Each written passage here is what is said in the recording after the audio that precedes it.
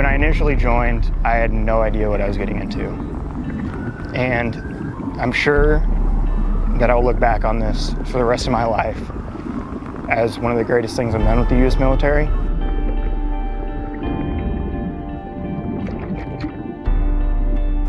Since I was born, since I was raised, it's always been military. It's always been a dream of mine to become part of the United States military and part of the United States Army. And getting the opportunities that I have from the Army, it's been the best decision of my life. Be careful. Recognize the fact that you're getting a headache, you're getting tired, anything like that. I joined the Army because, I don't know, maybe it's a textbook answer, but I wanted to serve my country and do my time. Once I joined, I was in for a little of a rude awakening, you know, wasn't quite prepped for it, but I don't regret it at all. And it was what I wanted, something special, and to be a part of a tight-knit community. There's not a lot of us, so I don't know, I feel like we're kind of like unicorns just walking around sometimes. Some people are like, man, like, we didn't even know you existed, you know? Me and my dive buddy are going to be helping each other out, crossing them, making sure that we're okay. One of just 4 remaining survivors from the U.S.S. Arizona died Tuesday in California. He was 98 years old.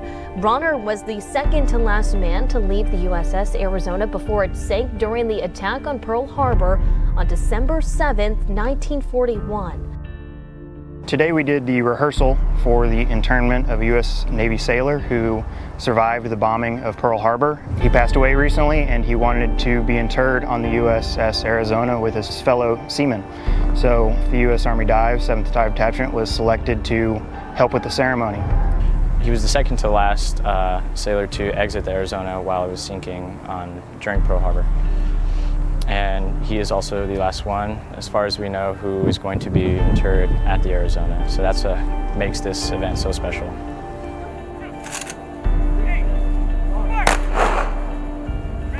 It's very eye-opening that I could be a part of something that honorable, to take part in the ceremony. And not only take part in the ceremony, but to be the man that interred him on the U.S.S. Arizona. I do feel like I have to get this right.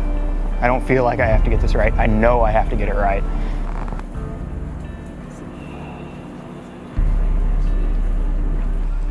It's just such a huge event to be able to, and an honor to be able to bury this man at the Arizona with so much history that happened, especially with these Mark Vs that have been retired since the 80s. The Mark V is your classic diving hat, huge part of history, not too comfortable, but it's worth it. It just goes along with the time period that Pearl Harbor happened, you know, and it's just part of the whole experience, you know. It just makes it that much more special.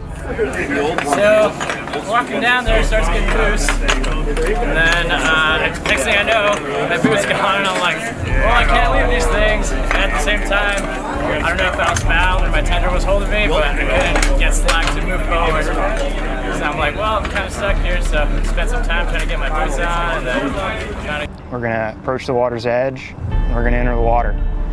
After that, we're going to descend through the water, arrive on the U.S.S. Arizona, and begin our trek. We're going to maneuver across the U.S. Arizona as safely as possible, trying to disturb as little as possible, and we're going to arrive at the turret. Once we arrive at the turret, we're going to signal to our topside personnel that we're ready. And we're going to have scuba divers descend in the water carrying the urn. After that, me and the other diver will descend into the turret. And I'm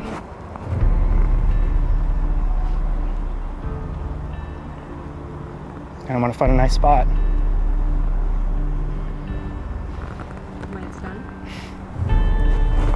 When it's done, I'm not sure.